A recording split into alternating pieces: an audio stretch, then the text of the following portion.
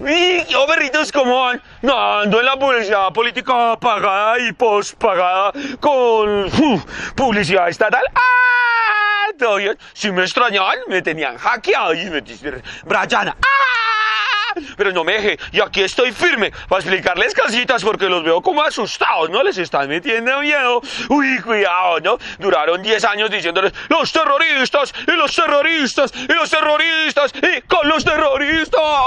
Y baila, ya se acabó el discurso porque como los farquetos se bajaron del monte. ¿Cierto que sí? Y como el presidente Uribe nunca habló del ENN, igual que los terroristas de la FARC, entonces se acabó la vaina. Y nos están vendiendo de nuevo un económico que se llama ahora el castrochavismo. Cuidado con el castrochavismo que viene de Venezuela como Bolívar y nos va a invadir.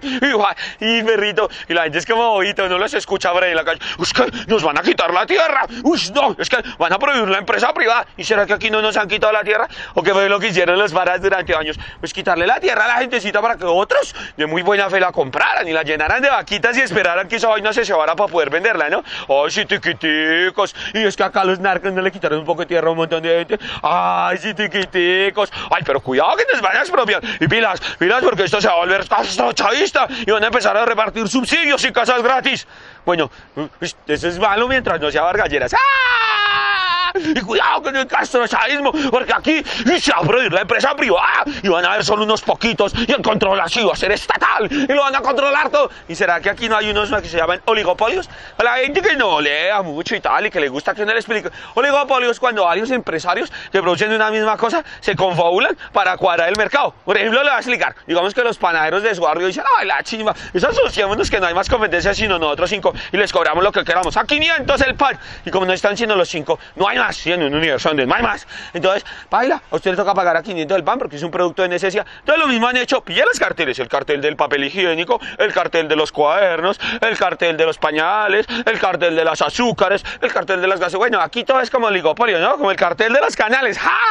Donde controlan la información. Pero lo hacen entonces es con el Villegas. Y a usted que, ay, ya salió la superintendencia a decir, ustedes han estafado al pueblo colombiano en 100.000 millones de pesos.